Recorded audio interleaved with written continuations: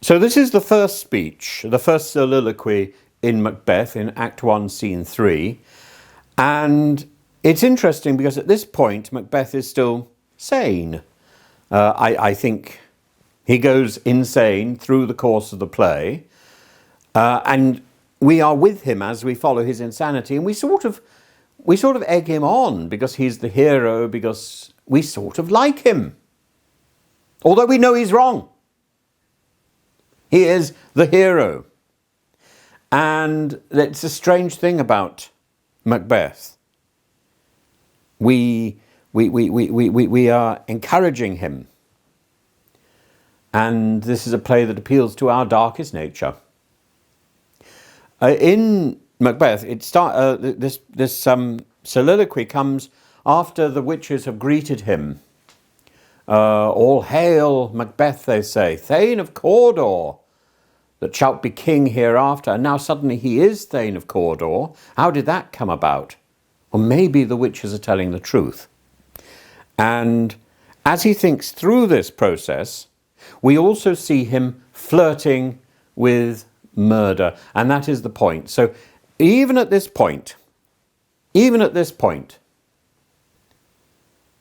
he is playing around with evil. If you go to the old Catholic understanding, the medieval understanding of evil and supernatural possession, it starts with interest. And then obsession from the Latin word obsedere, to besiege. So you have to imagine all the demons laying around your house waiting for your encouragement to come in. Remember in Dracula cannot have any effect until you invite him over your threshold. The same with evil. And then you are possessed. Then evil takes control of you. And after that, it's exorcism or death. And that relationship with evil is something that Shakespeare explores here in this play. Macbeth finds himself drawn to evil and flirts with evil. Lady Macbeth, in her speech, which we're coming to, invites evil in a series of incantations. She is the witch in the play. These bearded women are hardly witches. They're playing. And when real evil comes towards them, they make that distinction. Something wicked is coming. They are not wicked. Macbeth is. Macbeth invites evil in. So the idea that Macbeth is the innocent victim of Lady Macbeth, that idea is wrong. Let's have a look at this speech. And I'm going to go a little bit further beyond the speech. I'm going to do some of the lines of Banquo as well, because I think they're important. So he learns that he's going to be Thane of Cawdor.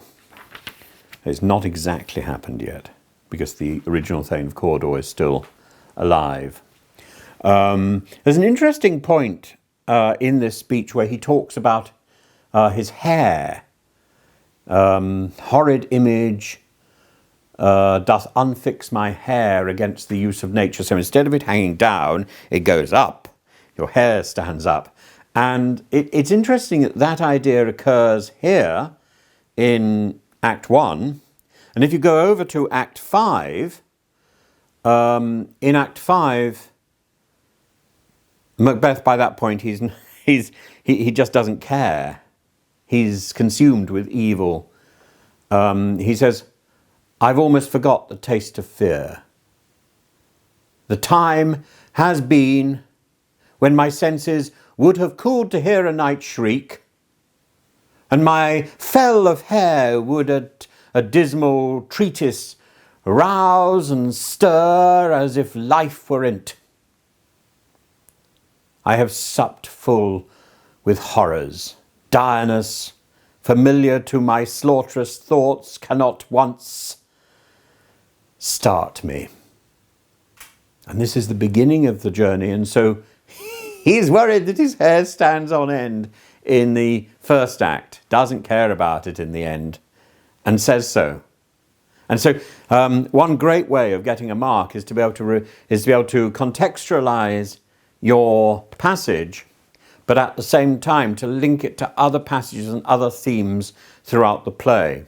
So in the first lesson, we talked about the themes of time. We talked about the image of the theatre. We talked about the idea of death.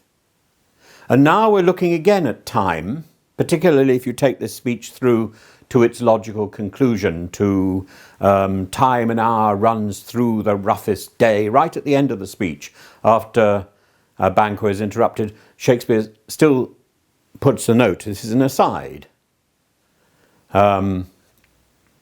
Take it all the way through there and you see that Macbeth is talking about time, but he's also talking about the supernatural and the natural, maybe even the unnatural. He's talking about the fantastical, about imagination. He's talking about logic.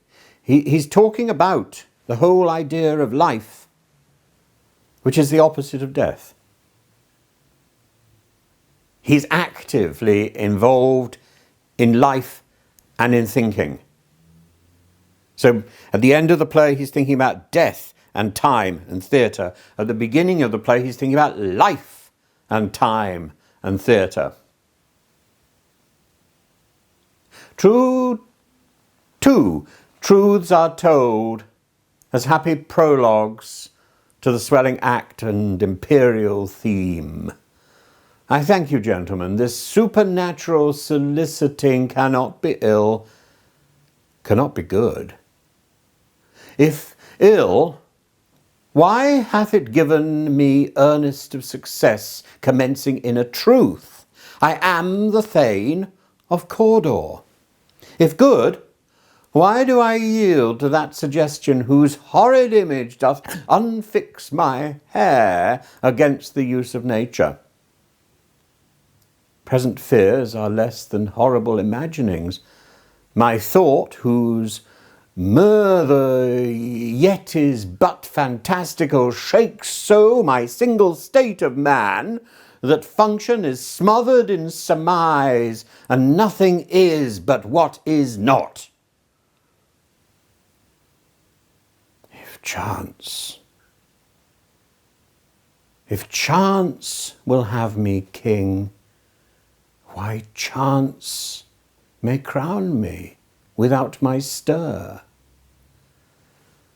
New honours come upon him like strange garments, cleave not to their mould, but with the aid of use.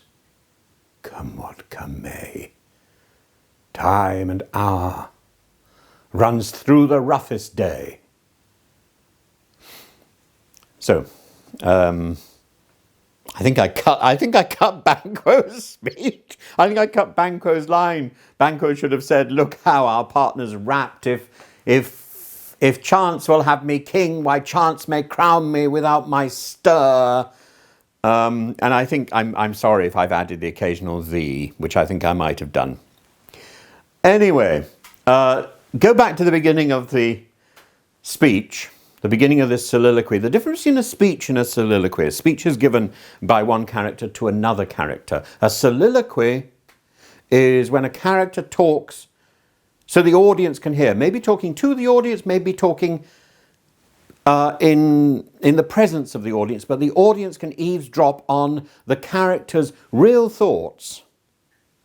Now you might say, "Oh yeah, this is truth. This is truth." No, not quite. This is his truth. This is a Prince Harry moment. This is his truth. This is Macbeth's truth. As when Lady Macbeth soliloquizes, that is her truth. You don't necessarily get the truth, but you get an inside understanding of how that brain is working. And if you compare the speech we did in the first lesson with this speech, you see such a difference. And as I say, similar themes. The theme of the theatre, the idea that this character knows that he is an actor, that I find so exciting. As happy prologues, the prologue is the speech at the beginning of a play. As happy prologues to the swelling act of the imperial theme. this idea of kingship, this idea, what is a king? Is a king born? Is a king created?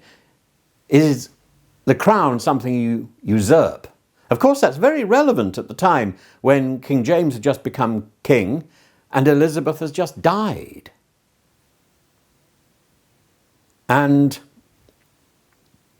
the other issue here, did I talk about this? I don't know whether I did. Is this image of his hair, the image of his hair, and he says his hair is standing on end because of the fear, whose horrid image doth unfix my hair against the use of nature. It pulls my hair out, or it makes my hair stand on end. In the same way, in the last act, just before he learns that his wife is dead, he hears the women wailing, Act 5, Scene 5. And he says, I've almost forgot the taste of fear. The time has been when my senses would have cooled to hear a night shriek, and my fell of hair would at a dismal treatise rise and stir as life were in't. Exactly as now. In the end, in the last act, he doesn't give a damn. His body is as possessed as his mind. Doesn't respond to evil or fear. But in the first act, yeah, he's all a quiver. And what's interesting about this speech is the logical progression from one thing to another. He says this theme, this theme of supernatural soliciting, talking to the dead. Now we know that King Saul, was condemned by God for soliciting a witch, for talking to the dead, for necromancy. And we're going to have real necromancy, a parade of dead people later on in the play. So that link with the Bible is present. There's a lot of biblical references. At one point, Macbeth is compared to Lucifer himself and to Judas.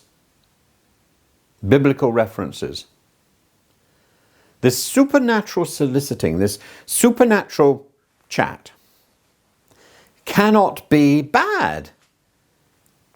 Cannot be bad. It cannot be good. It's not morally defined. It's just a chat. If it's bad, he says, if it's bad, why has it been so successful? If they've told me I'm going to be Thane of Cawdor, and now I am, why is that so bad? It begins with the truth, commencing in a truth. I am Thane of Cawdor. If good, if this information from the supernatural is good, if it's a prophecy as opposed to a curse, why am I filled with dark thoughts? He's already got these dark thoughts about murdering Duncan. If good, why do I yield to that suggestion whose horrid image doth unfix my hair against the use of nature? Is it the horrid image? Is the unfix my hair against the use of nature? So my hair is it one way designed to fall as nature has intended it? Or am I going to push it up? Am I going to put up my hair? Or just get rid of that unfix my hair, whose horrid image is against the use of nature? The thing that he is plotting, the thing that is going through his mind, I suggest, is the killing of a king. And how about that? Present fears are less than horrible imaginings. A horrible imagining is just a thought, is a fantasy, but he's already fantasizing about murder. My thought whose murder yet is but fantastical, my thought whose... So even when he's talking about the thought, my thought whose actual deed, the murder of the thought, the murderous action, my thought whose murder, whose deed, yet is but fantastical. What is that thought? That thought is the murder of the king. Shakes so my single state of man. And how do we know that? Because he suddenly starts to sibilate. He suddenly starts to hiss like a creature of Satan, like a snake himself. My thought, whose murder yet is but fantastical, shakes so my single state of man that function is smothered in surmise. He's become evil. Even that thought makes him evil.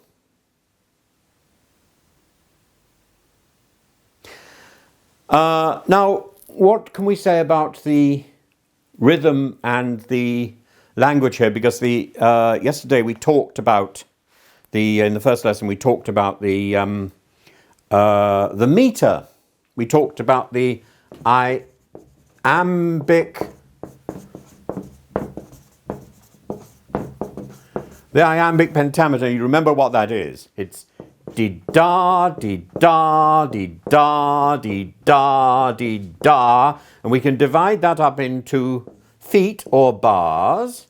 1, 2, 3, 4, 5. And what you've got to look out for is where that line, where that first bar, changes from an iambic into a trochee. And a trochee is da-dee, da-dee. In fact, his first line in this speech is a trochee, as happy prologues to the swelling act of the imperial theme. I thank you, gentlemen. This supernatural soliciting cannot be ill, cannot be good. What did we get in the middle of that line? Cannot be ill, cannot be good. In my edition here, I think that's a semicolon, isn't it? This supernatural soliciting cannot be ill, semicolon, cannot be good. And then there's a colon with a dash. That's very exotic. The punctuation in Shakespeare is not original. It doesn't go back to Shakespeare necessarily. It's something which was inserted in the first folio. And there are debates about whether some of the punctuation is correct, some of the lines are correct. The line order, you may have slightly different line order to me. But but where you've got a line, where you've got a 10-syllable iambic pentameter line interrupted, that's a caesura, and that causes you to breathe, and that changes the dynamic of the rhythm. And then when you've got, and that will also probably emphasize the word immediately before it. Cannot be ill, cannot be good. If ill, caesura, why hath it given me earnest of success, commencing in a truth? I am Thane of Cawdor. If good, why do I yield to that suggestion whose horrid image... Now, suggestion has no comma at the end of the line. That's enjambment. And an enjambment will generally emphasize a word on the second line because you have to take a huge breath and you're sort of out of breath by the time you get to that second or third word, and there you have to pause. So if good, why do I yield to that suggestion whose horrid image... Horrid or image is what you're going for. Isn't that a brilliant line? So the enjambment emphasizes the horrid image. The horrid image is the idea in his mind, which unfixes his hair against the use of nature. And nature gets emphasized because of the caesura in that line. And present fears are less. Present fears are less. You see how he's logically going through the ideas and talking away the evil. Present fears are less. Present fears, enjambment, emphasizes the word less. Are less than horrible imaginings. I shouldn't be worried about something which is going on in my mind. My thought. Just so that you know that you're right in that interpretation. Present fears are less than horrid. Present fears are less than horrible imaginings. My thought, whose murther yet is but fantastical shakes so my single state of mind, my single state of man. Oh, yes, there you are. His manliness is very important. This is something that Lady Macbeth keeps undermining. Are you a man? Or a mouse? That sort of thing. That function is smothered in surmise. Smothered. Oppressed. Killed. Suffocated. If you smother something, you're killing somebody in their sleep. Oh my goodness, that's exactly what he's going to do, except he's going to go in with a knife as well. His will, his logic, his thought process is smothered by his imagination, by his ambition, by his fantasy, by his words. And suddenly you realize when you're looking at the speech in this way, Macbeth is a jolly well-educated man. Jolly well-educated.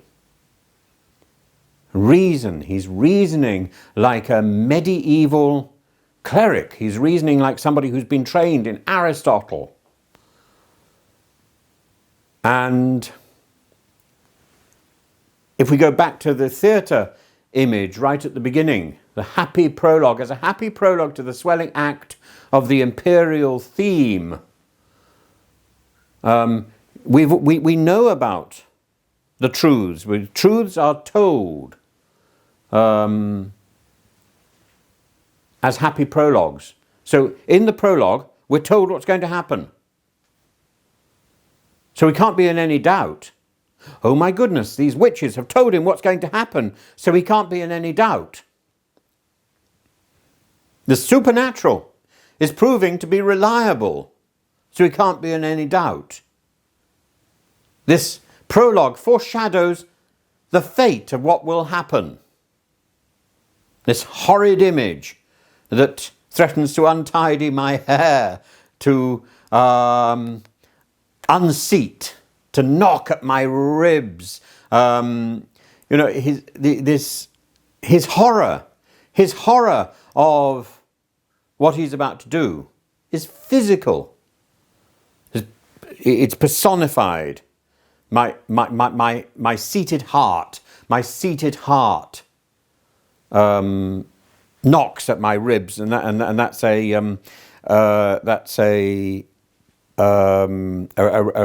foreshadows perhaps the doorman, the clown. Knock, knock, who's there? The personification of fear, the knocking heart. The clown, the gate. And all of this knocks at his sense of manhood and the sibilance which grows through the passage. So we've got an attempt by Macbeth at reason. At the beginning of the play, he is sane. At the end of the play, arguably he's not sane. But he enters into evil knowingly. And it's important that Shakespeare establishes his sanity, his intelligence at the beginning so that we can see he knowingly embraces evil. Now we'll come to, we've now done the last of the 7 speeches, we've done the first of the 7 soliloquies, and we'll do the next 5 over the next few lessons. And that will give you an insight into the way that Shakespeare is using language to control the way that you hear the words. He's using the language, the rhythm, he's using alliteration, he's using metaphors, he's using all the resources of poetry to control the way that you hear the words. That's why he's using poetry. And that fragmented rhythm tells you that these people are losing it. They're losing it.